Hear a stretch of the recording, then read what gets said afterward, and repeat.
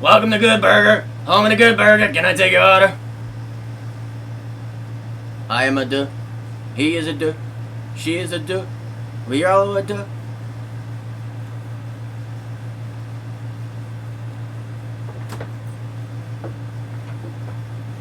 Awa. Pellegrino, you like sparkling shit? Sure. So I gave you some fun stuff to use as blooper while you were gone. Bloopers? Did he give us some blooper stuff?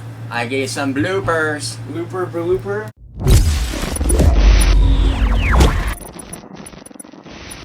What's up, guys? We are on blast onto episode 17. Yep. I believe, right? I'm your host, Anthony. With me is Average Joe Ira. the one and only. If you guys have not followed us yet on Instagram and Facebook, make your way over there. On Blast Official. Follow us, show some love, and show some support. We love when you guys show us some love and support because it kind of feels like everything we're doing is, it means something, right? Well, it definitely means something. You know, it's not just like dust in the wind. So, we're back and we're better than ever. Oh yeah. I'm excited. I was just telling Ira, I'm so excited to be back. It's been a couple weeks. Couple of fun-filled packed weeks with some drama and excitement and Everything. a lot of nothing and a lot of everything. So, Ira, I don't think enough people ask this question. Okay. So I'm going to start doing it. How have you been?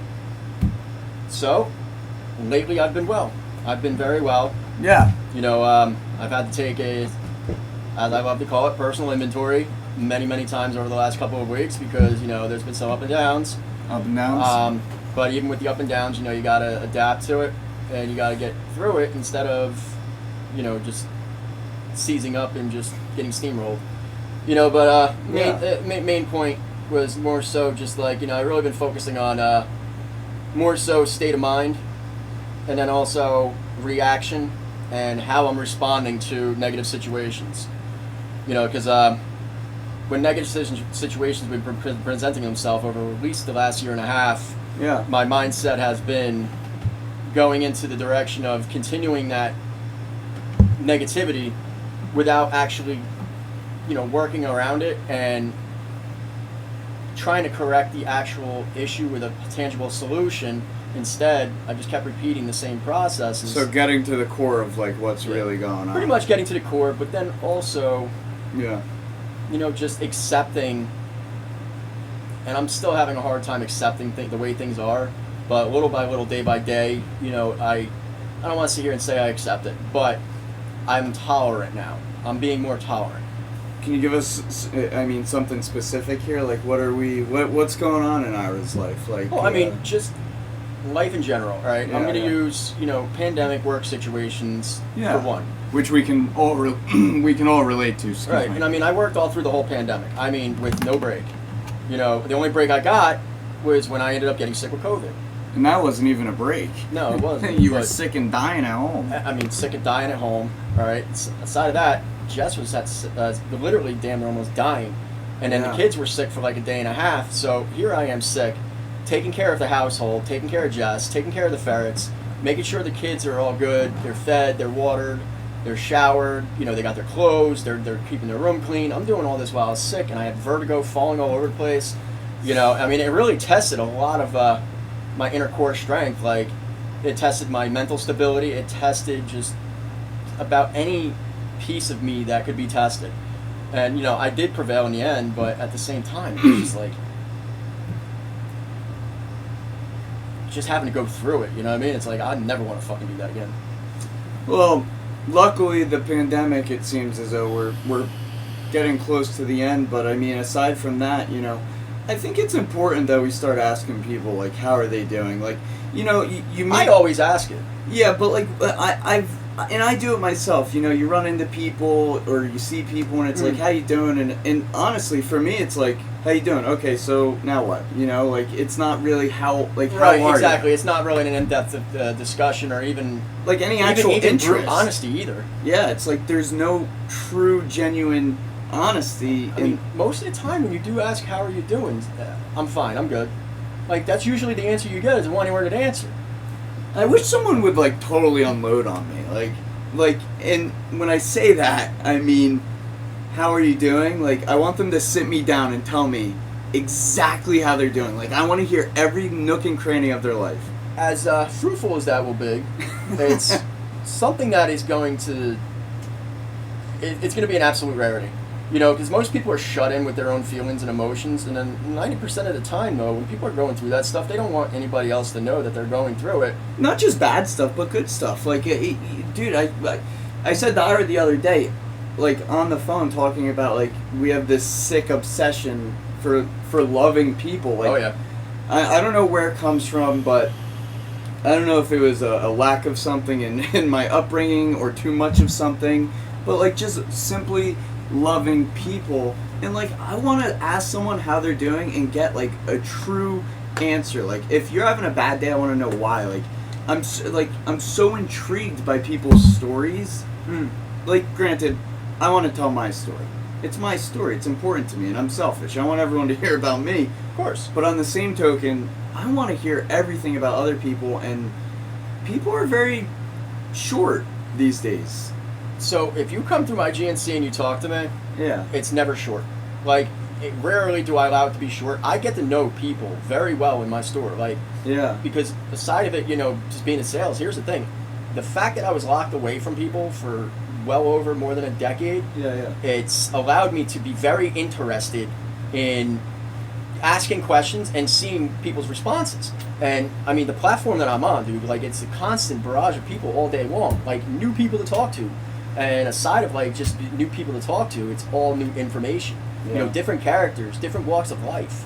You know, Yeah. it's all new information for me to intake, and that's one thing that really, like, has, I don't want to say motivated me, but it's something that's always captivated me, was the fact that, you know, we have an endless, like, hard drive to absorb data. Yes. Our hard drive being our brain. Yeah. And, like, when it's come with me, like, I didn't even realize until I was much later an adult that information, like, I love information. Like, even useless, stupid information. And I've TikTok. soaked up so much of it. Yeah. And half the time, I don't even know where I learned some of this shit. Yeah. But I can tell you how, like, I can walk you through how to do all types of shit. And I don't even know that I knew that. But when you ask the question, it comes right to mind. And I'm, like, walking you through step by step. And I'm like, the whole time I'm doing it, I'm, like, inside going like this while I'm putting on, you know, my regular face. But inside, I'm like, dude, like, how the fuck do you know this? Are you even sure you're telling the right information? But the way I'm saying it, it's telling me I know exactly what the fuck I'm talking about. And I really sit there and ask myself, like, how do you know this? Yeah. And then I answer myself, I have no fucking idea. Like, I'm full of useless information. I'm full of helpful information. I think we're all... most of which I don't even know how I got. Yeah, I think we're all very full of information in some way or another. I think that's also my ADHD. Just, like... Well, yeah. Loving the useless information, but sometimes I absorb some of this really good information, which is just incredible. But you know, it's interesting, and I keep thinking about this a lot lately. Back to, like, the how are you truly doing? Right. You know, and I'm hooked on this thought. Like, in the next, like, maybe year or two, I think it's happening now, but I think, like, we are so suffocated by the way the world is, just social media and things of that nature, that the people that are even like, oh, I'm fine, when they're doing awful, they're having the worst day of their life, I'm fine, how you doing, I'm good. I think those people, they want to tell you how they're doing. I think deep down they really want to say, you know what, I'm having the worst day ever. Most people do just want somebody to listen, but unfortunately, a lot of people are too afraid to admit it, or not being afraid to admit it, don't understand that they want somebody to listen. Well, until they're in that position where they start talking and they see somebody listening, and they're like, oh, wow, this is good.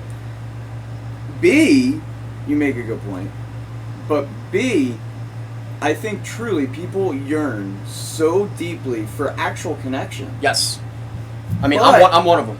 But, you're preaching to the choir. I'm one of them. But I think the biggest problem is there's a vulnerability aspect that is missing. There's something about making yourself vulnerable, which is why I love the podcast, because we get here and we talk about things that are really fucking sensitive.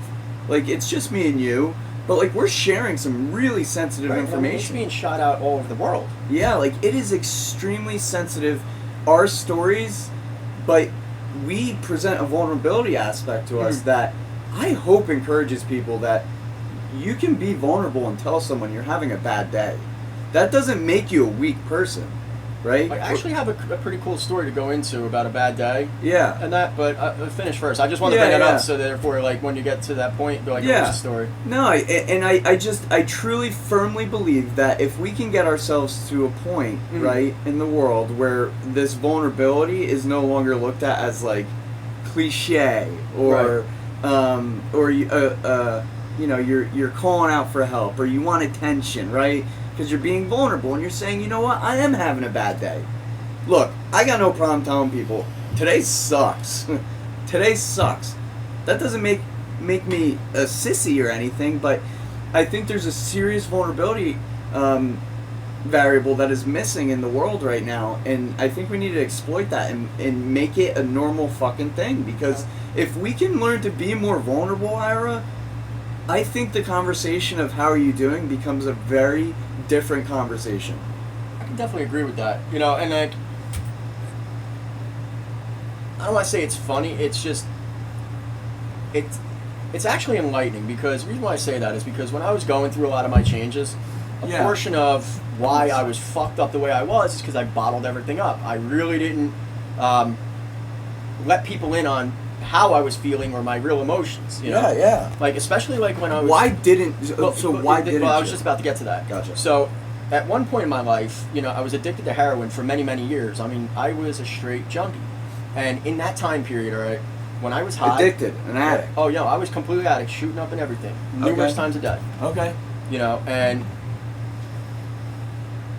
the drug obviously masked how I was feeling. It numbed all that, but also what it did for me is like, I would be so high, I'd be on a platform, basically like I am a fucking rock star, a movie star, whatever. Like I was on a whole nother plane, and that. So portion of that, one, I'm playing a character, not even realizing I was, but you know, I'm high.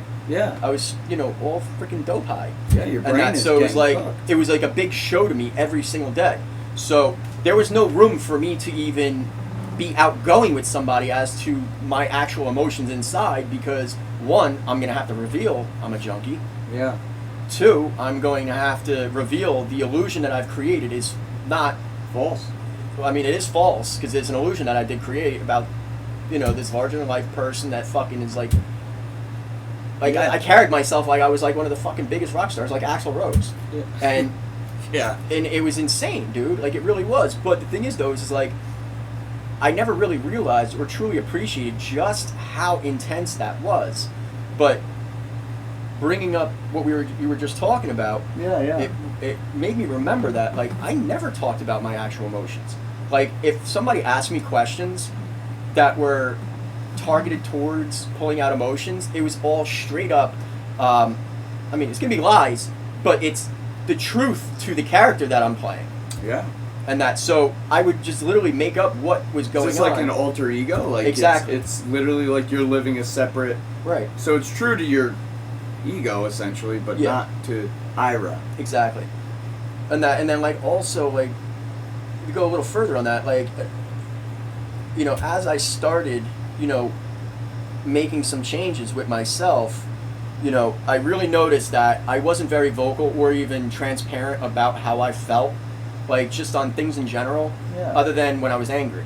But the other side of it, though, is like I never really talked about my actual emotions. Even when I was in therapy as a kid, like I never really talked about my emotions. I just mainly diverted around them. Yeah, deflected. And I fucked with my therapist. Like I messed with them. Yeah. You know, and from the attitudes and behaviors, you know, that caused them to make diagnoses and shit, and that. But fast forwarding back to where I started, you know, once I really started paying attention to the fact that I never really channeled my emotions to another human being, like that was, for lack of a better term, you know, complete and honest. Yeah. That was one thing I told myself, all right, well, this is what you need to start getting comfortable doing. And I'm sitting in prison just like, I literally just fucking set myself up for failure because I now put together a goal and I didn't really think it through. And so now and that, you know how I am. Like when I set a goal, I'm committed. And that's it. Once it's there on the paper, there's no turning back. And I'm like, fuck. So now I got to start being open and honest with people in prison. So I'm literally sitting here shitting my pants, wondering how the hell I'm going to do this because I'm amongst a shit ton of gangbangers. Yeah. I'm amongst the many murderers and drug-related people, drug charges, Hard. junkies, all walks of life in the criminal realm. Crooks of the world. I mean. And then a light bulb went off on me. Which was? So at that time I was in Northern State Prison and they had a therapeutic community tier. So I signed up for the therapeutic the TC program. Okay. All right. So basically it's like a drug rehabilitation program. Mainly that's what it's for. But also, if anybody knows anything about drug rehabilitation, it goes hand in hand with psychology. So I enrolled into that program, and once I got in there, I have to learn, the ropes of the program, and it's pretty strict. It's very strict. They got a lot of dumb rules, but just from seeing the rules and hearing everything, I already knew it was about setting repetition, discipline, and control. Yeah. All the things that we completely lack when, we're criminal-minded, we're running rampant and loose, or we're junkies. Yeah. So it was setting structure. So that made me comfortable that there's a structure set within this program. And now I have a platform where people literally have to talk about their experiences in life. So here I can be honest and transparent. Yeah. And it was like a safe zone, I guess. Exactly, right? because here's the thing. If you're in the program with me, how the hell are you going to judge me? Because you're here for the same reasons, maybe not the same exact ones, but you're here for the same reason. Yeah, we're on the same page somewhere. We're both here, and I'm sure that was liberating, dude. It was liberating. The only problem is that like many things, since I've been applying myself to a lot of change, I put a spotlight on myself because I became all the counselors' favorites. And aside of that, mainly I became their favorite because I was doing the self-analyzing thing, and plus also I was very vocal about my processes and how I'm working on things. And then in my journals, which they read, I would basically go into how I'm doing certain things and changing my behaviors, my thinkings, and things like that, and things that I'm doing as actions. Yeah. And when they're going through this, they're like, "What the fuck?" Yeah. And my one counselor just said to me, "Is like, look, like, why are you really here?" I was like, "I'm not sure I understand that question. Like, I can probably give you about 20 answers." Yeah. And he was like, "All right, let me narrow it down." He was like, "What possessed you to even come to the TC program? And second, how the hell are you even fucking locked up for all this time?" And so, I gave him an explanation of both. Sure. And that I'm not going to go into in depth on that because I've done it more than enough on our previous podcasts. And that, but long story short on that, I basically let him know, I was a fucked up person. I ended up in here for the millionth fucking time, and I'm doing this boatload of time, and my light bulb went off, and I just started working on things. And he was like, "Yeah, I get all that. I read all your journals, but who taught you how to do all these changes?" And I was like, "Well, what do you mean?" He was like, "You're going into some really deep psychology and analyzing and analytical thinking, but also you're putting together actions in this environment and practicing them, but also, what you're doing is pretty much what my job is to do, teach you how to, even on a small level, learn." And he's like, "You're teaching yourself on a level..." You're ahead of the curve. He basically told me I was teaching myself at a level higher than his That's a his good degree. problem to have, Ira. It was a good problem to have, but at the same time, I wasn't there to be praised or preached, and that's what it ended up turning into, because now, "Oh, well, what do you think about this one?" and his attitude. Now it's like I'm a fucking counselor's aide. And I wasn't there for all that. Yeah, you wanted to seek out a spot where you could follow through with a commitment you had made to yourself, which, dude, more power to you, because it takes fucking discipline. I mean, to follow through with the commitments you have to yourself, that, whether or not you told everyone about the commitment, so something that a lot of people don't know that we've talked about before on the podcast was me growing my hair out into a ponytail, into a man bun, essentially. Mm-hmm. And that was a commitment I made to myself in a really vulnerable time of my life. I was in a really... You were going through a lot of shit. I was in a really painful spot, and I said I need to commit to myself, and to me it was grounding myself back into my environment. I said I need to recommit to something and follow through with it. I don't care how much it sucks. Are you sure it was about grounding yourself back into the environment? Because what you did was you changed the environment and created a whole new one. Well, essentially, yeah. I mean, there's way more legs to what I meant from that, but it was just a matter of following through with that commitment, man. And again, that makes you fucking vulnerable, bro, because you're opening yourself up to literally failure. You're making a commitment to yourself that if you don't follow through with, you're gonna feel like you failed in some way. But the thing is, though, is like, even if you made a commitment and you were working your way through it, and this is what you taught me a million fucking times when I used to get all bent out of shape when I worked for you. Yeah. But if you're failing, Ira, you're failing forward. There's no fucking way I'm gonna let you fail. Oh, I love that, Ira. I haven't heard that in a while. Fail forward. It was one thing from GNC that I really appreciated, because can you really fail at something? Is it possible? Yeah. Yeah?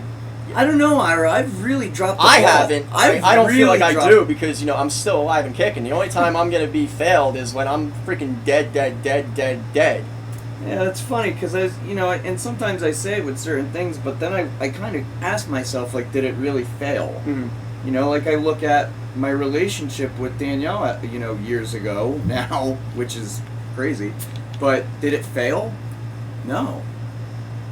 I mean, it didn't work. I mean, ultimately, it didn't work, and you guys grew apart. Yeah, it didn't work, and I Now, if you guys stayed together, you failed. Yeah, we failed each other at that point. Staying together and I see it with a lot of relationships. People stay together for the sake of staying together, but it's just dude, and that fucking gets me too. I understand it to a point, but if you're unhappy with your significant other, and you're just absolutely miserable, why continue the misery? Why not sit down and basically level with each other and come up with a solution to fix this? Yeah, but it's funny. Nick said this to me last night, and I thought it was...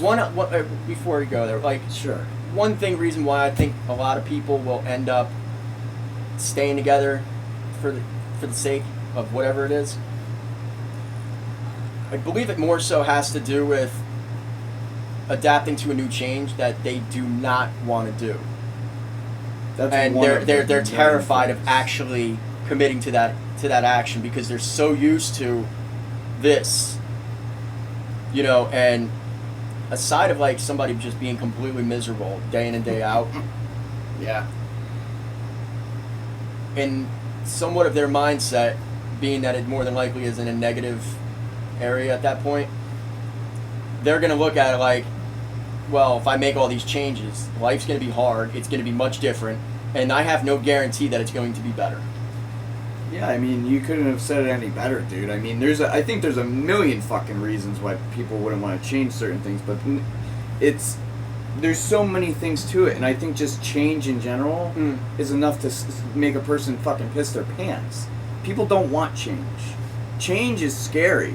People. I love fucking change. Believe it or not, I really love change. You're one of the few. But the thing is, though, is moderate change, moderation. When you have extreme amounts of change constantly going, it drives me fucking crazy. That's why when I first started working GNC, and it was all those fucking urgency snap changes, literally happen in the split of a second.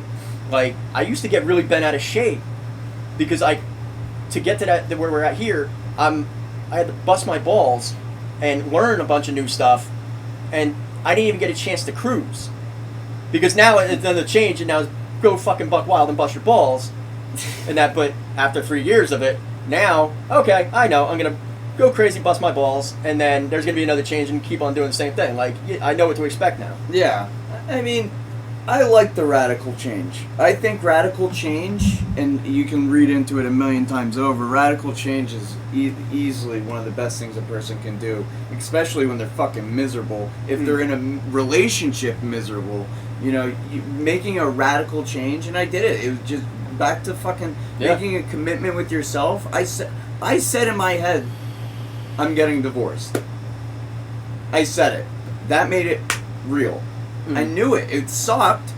It sucked, but it had to happen. I needed that radical change for where I wanted the world to kind of take me. You know, but I was going to mention Nick. I was on the phone with him the other night, and you said solutions. You mentioned a solution, and Nick goes, you know, Cassie whispers to him, she goes, you know, babe, X, Y, and Z, whatever she said.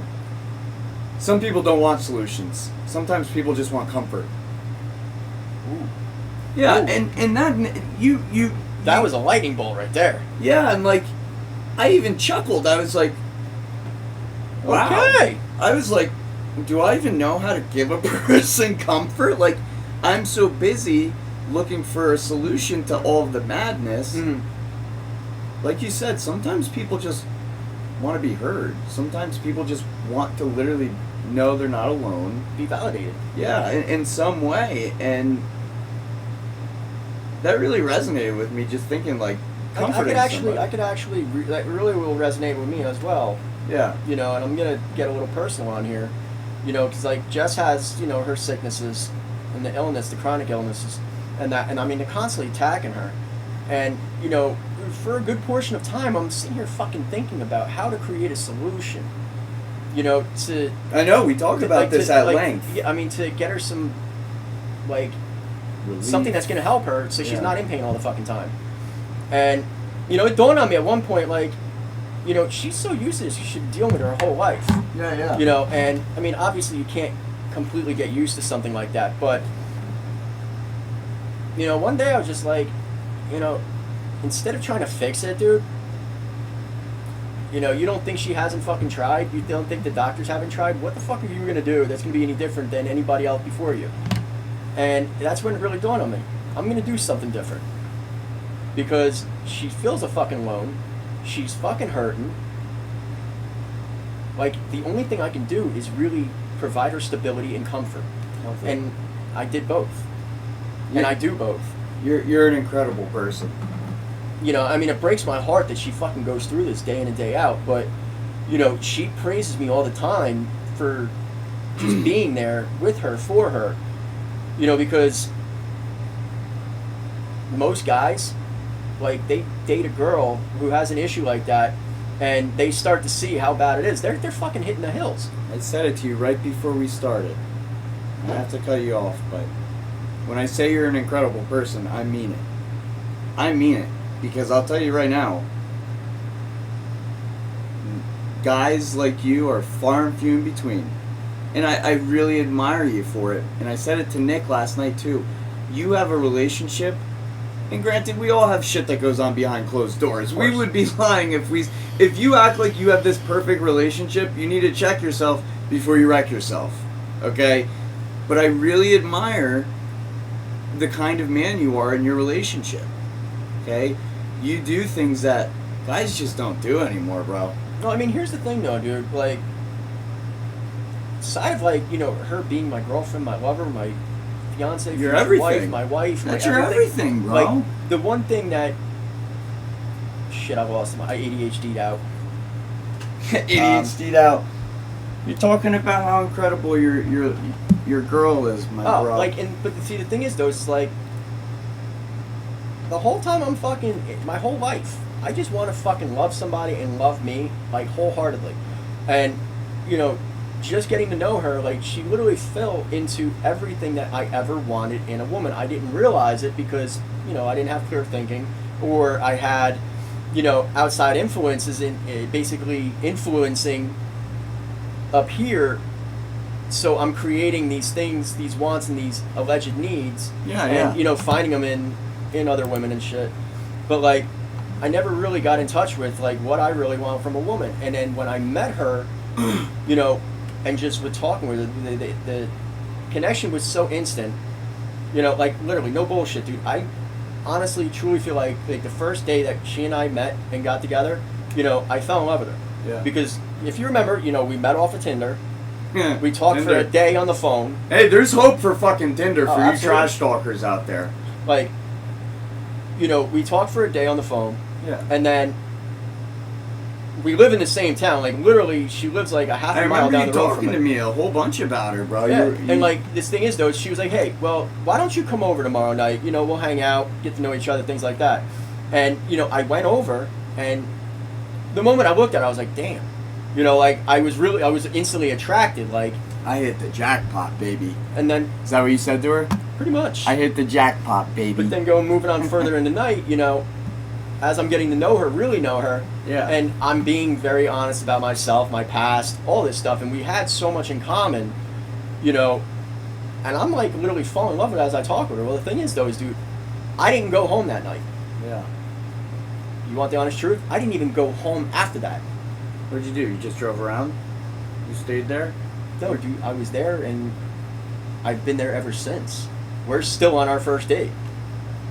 You're gonna make me cry.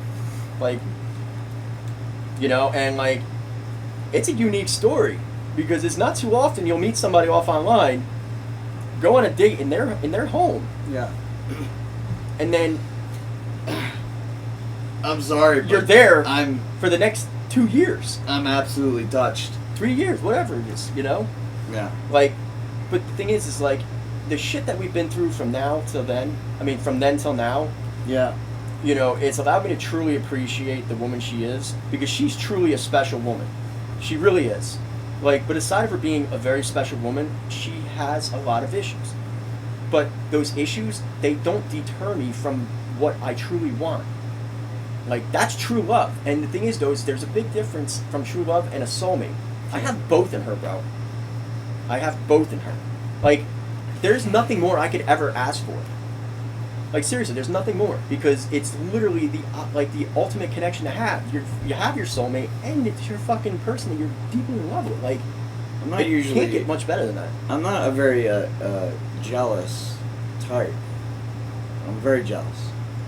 You're both very lucky to have each other, and I think I really hit the jackpot, to be honest. And I'll tell you why.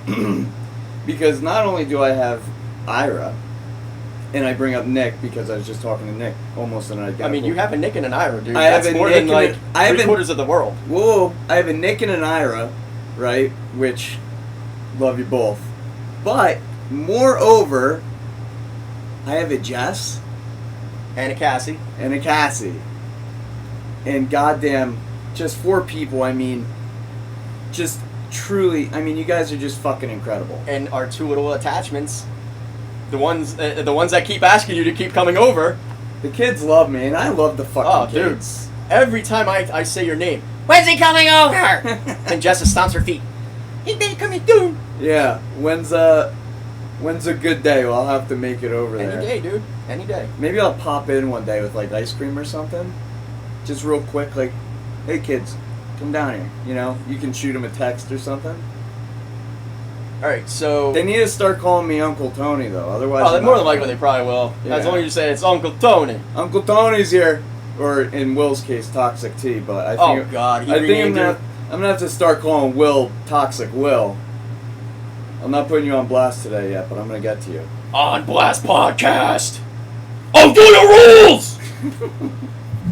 And on that note, if you guys haven't already, make sure you follow our Instagram page, On Blast Official, right here.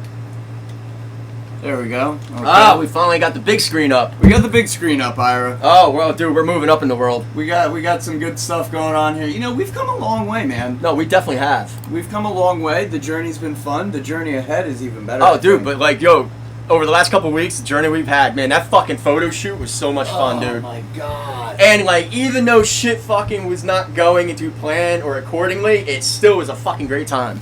Anything that could have gone wrong, just about pretty much went wrong. But anything that could have gone right, went 1,000 times right. It twofold fucking right, bro. So for anyone that it doesn't balanced know, out. Yeah, we had our photo shoot for Whiteboard Worthy, which. I was telling Ira earlier, I'm having this problem recently. I don't know if it's a problem. It's probably a problem. I'm dreaming about Whiteboard Worthy every night. It's only a problem if there is no solution.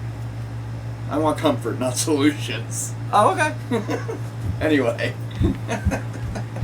Do I get a hug? Oh, I got Ira on the lap. There we go. He wants some comfort. I'll get some snuggles. Here, thanks, Ira. I love you, my big muscular boy. Get off my lap. 100, 200 pounds. You're used to this. Remy jumps all over Yeah, you. I know, but you're a big muscular man, so thank you for that, Ira. It's nice to see someone still loves Uncle Tone. All the time, dude. Here. Anyway, photo shoot was great. Whiteboard Worthy is set to launch September 1st. Yes! I'm so excited. From what I understand, a lot of people are fucking excited. Dude, I'm fucking super excited. Especially and I'm not gonna spoil it, but I got an article of clothing, like literally hands down my favorite piece. You know, I think you can spoil it. I was modeling it, but at the same time, spoil it. He should spoil it, right? What'd you get? All right, so it was a pullover hoodie. Pullover hoodie. It was bright red, and then it had a white cross. not.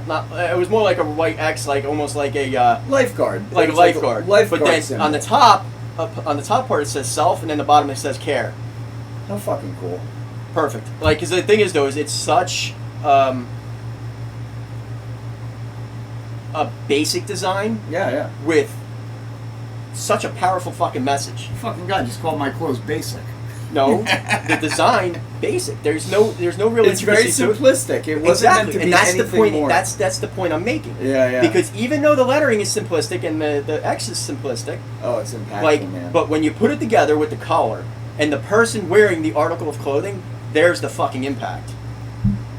Because I preach self fucking care day in and day out, especially on our podcast, dude. Oh yeah. And like, I mean, Self-care if any of the clothes that you have created resonates to me, that's the one that resonates the most. For Whiteboard Worthy and the On Blast podcast, they're totally congruent and consistent across the board. These two things that are being managed are just about identical, because Whiteboard Worthy is about vulnerability and self-care and fucking overcoming things and clothes that make you. What's the most vulnerable thing you can put on your body? Your fucking clothes, man. Aside from your mind being vulnerable, vulnerable within your mindset, you know, our bodies are second to best. You know, so I always thought, like, what clothes you wear are gonna be, you know, and People's interpretation of you. yeah, exactly. So we designed these clothes, and man, our photo shoot was it was totally great. We'll pull up a picture. Can you do one thing? Can What's you that? pull up the Whiteboard Worthy mission statement? Whiteboard Worthy mission And, statement. I mean, we could read it out here because I think it's important for them to get a taste of it, to have an understanding as to what it is. I would, but I can't tease the website, and I don't. I don't know where it is in I my. thought you already had it. Yeah. Oh, dude, that's such a fucking awesome photo. So, Like, dude, this it. thing says a million fucking words, dude.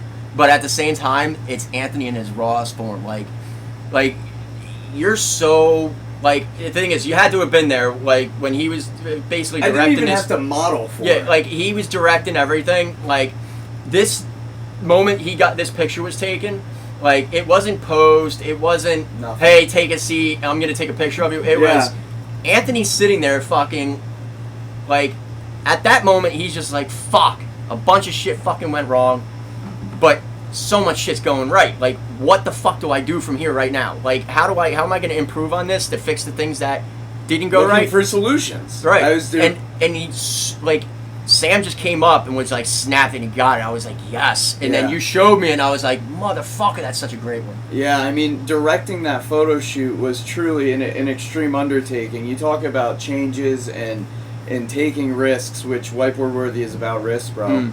You gotta risk it to be vulnerable, to learn about yourself, to have community, to have anything. It's all so meticulous for that reason, dude. It's so. Here's the other part of it, because you took a giant risk, Oh yeah.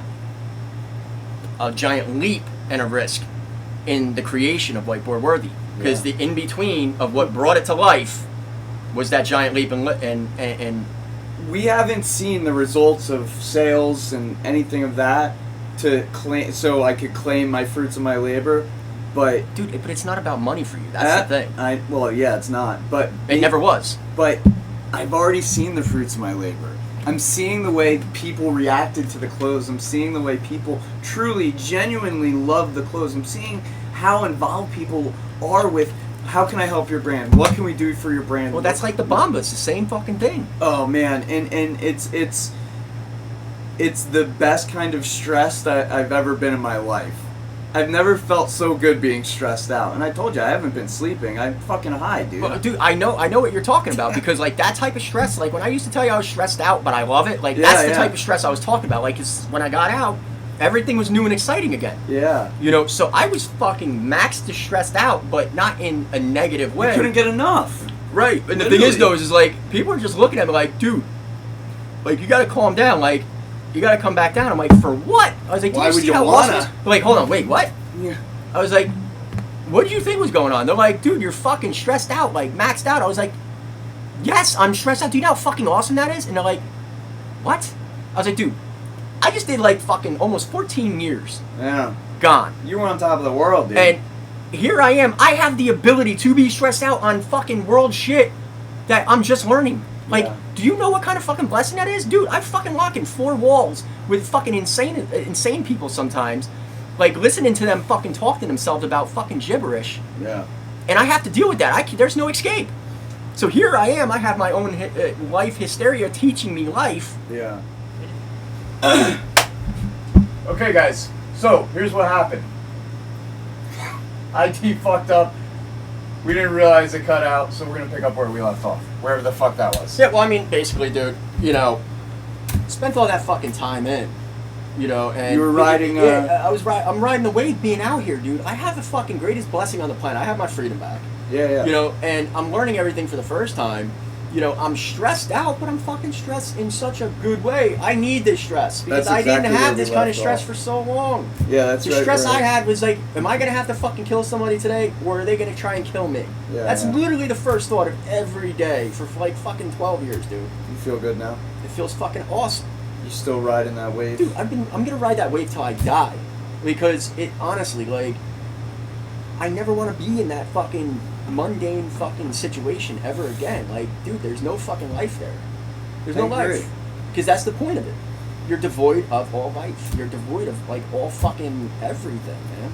I really hope, like, truly, in my heart, I really hope, like,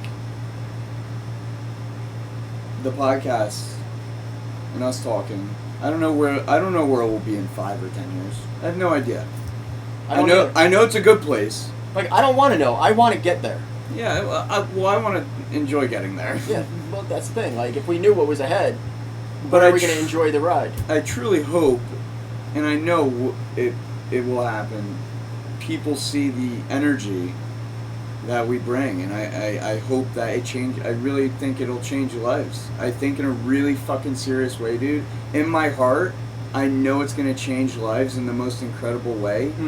I think, you know, you taking inventory and me constantly fucking being, you know, crazy and vulnerable to the world, I think that mashup is going to really take us places, which is really going to let us extend our reach to make a bigger impact. And that's truly a really, really heartwarming thought, because I think of it often. I think, like, man, like, we're doing it. Yeah. You know? You want to know something? Like, I meant to bring this up on today's episode. Yeah, because, you know... What do you got? I'm not going to go in depth on it. Okay. I'm just going to be a little bit vague, but put it out there. Alright, so, in my time away, alright, you know, people either find religion, they pray... Find what? Religion. Okay. Or they pray, they meditate, they do a number of different things. One, to basically take them away from what's going on here. Trying to get comfy, sorry. And I used to go to my safe place, all right? That's basically like, for lack of a better term, a meditation, but I'm up here. Yeah. And that. And, you know, in one of our episodes, you know, I did give a very detailed, vivid description of my safe place, so if you want to check that out. I can't remember which episode it was. I think that was 15.2? No, that was before that. It was much earlier on. No, it couldn't have been. I remember this conversation. But I did something when I was in my safe place, and I made a couple wishes. Okay. I fucking kid you not, dude. In the 3 years I've been home, my hair's standing up. All of those wishes have come true. Can we know the wishes? That's why I'm being vague. Son of a because bitch. I need to have discussions with Got it. those things before Sure. I actually put it out on the platform. Because the thing is, though, is like I truly appreciate how these things entered my life, changed my life, bettered my life, and made me a better person since being out. But then also, okay, the fact that I was able to recognize that these things actually came true, because a lot of times you'll say things to yourself and then, years pass by and then you're released and you completely fucking disregard and forget all about it. But the thing is like, I wanted them so bad, and aside of everything that's been thrown in my way, Yeah. I truly earned them through hard work and dedication. But the other side of that, though, is like, that to me is the universe rewarding me more so for doing pretty much the unthinkable. Because there were so many people that doubted if I will ever change. I doubted if I would ever change. And I always was pretty much like, wish upon a star, man, get the fuck out of here. Like, that shit doesn't ever happen. No bullshit. It fucking happened. And it wasn't something that I was like, okay, I made these wishes, I gotta make them come true. Like, they happened for me, not because I made them happen. They happened for me. No, I know you're very realistic, Ira. And like, I was just sitting thinking a few days ago, more so about a week and a half ago, and I really was deep in thought, and it went off like a light bulb, because the two finally connected, and I was like, holy shit, like, they all came true. Aha. And like, I was just literally fucking just sitting there, like, just Blown away. that's a light term to put it, but I was just like, holy shit. And here's the thing, to me, that's a reward. Fuck Like, yeah, it is. things that you really want, unfortunately, you don't always get. Which is a good thing sometimes. Yes. Which is a blessing in disguise. But the things that you really need, yearn, and crave, you don't always get. The things you need, I've noticed the universe definitely provides. The universe gives you exactly what you need at that time. Yes. But things that I yearned and needed and wished for years back, here I am, they have been bestowed upon me. So when it comes to being humble, when it comes to being grateful, I'm in a position right now, and I'm hoping this really lasts for the rest of my life, to be absolutely fucking grateful. Like, I am grateful for every breath that I take. I'm grateful, the fact that I get to wake up every single day. I'm grateful for all the things that I have that have been given to me, also the things that I've earned. I don't ever want to lose that appreciation. I don't want to lose that gratitude, because the thing is, though, is that gratitude, one, motivates me, but two, also at the same time, it keeps me grounded and level. My closing thoughts for this episode. Well, my closing thought's going to be a little something way off topic. My closing thoughts are, and you said it, don't ever forget who you are. Don't ever forget who you are. You know what is what to you, and don't forget who you are. And as long as you don't let yourself forget, you never will. You haven't yet. They won't, and they shouldn't forget either. Know who you are, own who you are, love who you are, be who you are. It's so simple.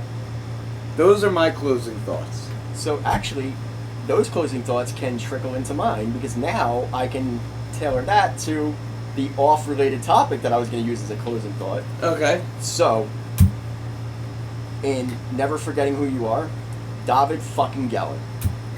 Never forgot who the fuck he was. He knew exactly what he wanted, and he fucking fought for so many goddamn years. I just want to make sure that we're getting that.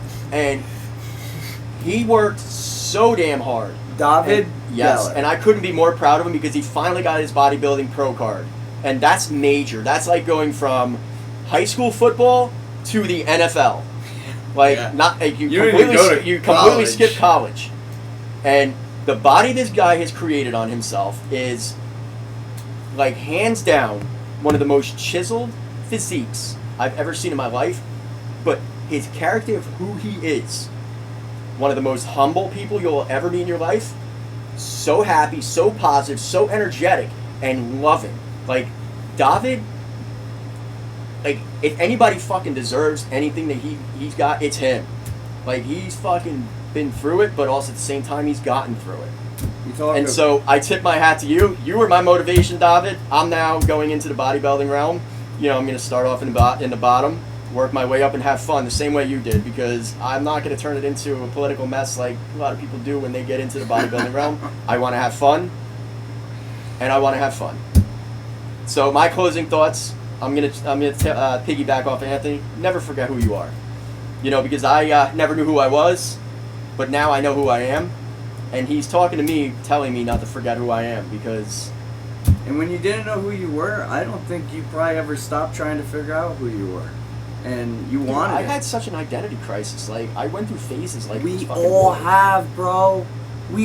I went through 15 of them in the last year.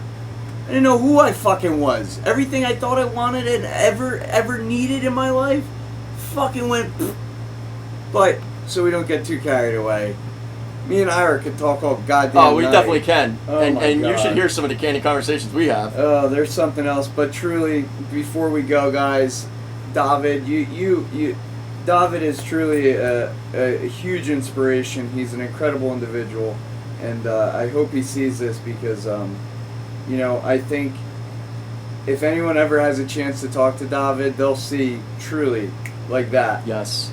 This is somebody who has done incredible things, and you know, he just believed and he never stopped, and he did get his pro card, which is literally the highest level of bodybuilding. That's it. But it's a new journey for him now. Yeah. So now we get to watch this journey unfold. And let's not forget, we did see David in where the fuck were we? Teaneck or something? I don't know where we were. Yeah, we're somewhere in Bergen County. We went and seen David perform, and Fort Lee. Let's not forget Cece's first. Oh yeah, Yeah. I apologize, Cece. I mean, well, we're not gonna apologize. Pro card is CC knows what a big deal that is. Yeah. So, but CC performed for the first time, and goddamn, Dude, first great job. time he fucking got 4th place. Great Dude, job. that's yeah. amazing. Yeah. Wow, our closing thoughts are really staggering tonight. That's fine. But yeah, you guys too, never forget who you are. If you don't know who you are, don't stop trying to figure out who you are. And once you figure out who you are, keep figuring out how to be a better who you are. Yeah.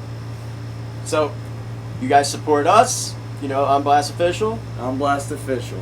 Then go support David Geller. Check him out. You'll catch him on Instagram, Facebook. But also, I'm sure you'll be able to find him in the bodybuilding realm. But check him out, because the thing is, though, is if you get the chance to have a conversation with him, Which he will. David will take the time out of his day to talk to absolutely, anyone. and that's what I'm hoping for. Because the thing is, though, is as much as we can offer, Yeah. David's got equal amount. Oh, David can Because offer. look how much he inspired me and you. Like- Just I look at David and I just sit there and smile. I'm like, I'll throw a picture up on you know what? I don't even have a picture up online, but we'll get it in the video so we can. Well, I also have some with you in there, so you guys can see David and see he's truly a remarkable individual. It really is.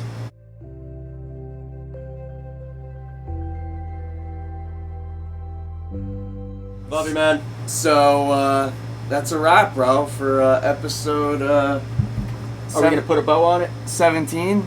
I'd like to put a ring on it. Woo! Put a ring on it. Episode 17 in the books, guys. Make sure you follow us until next week sometime. We're just posting once a week at this point, Ira, and Why do I always look like a psycho on these cuts? I don't know. We gotta talk to IT. They're really cutting up. Dude, they're making me look like a fucking psycho on every one of them. Alright, big guy, give me a hug. This is to show everyone else it's alright to give hugs. These are man hugs. He's fucking muscular, too.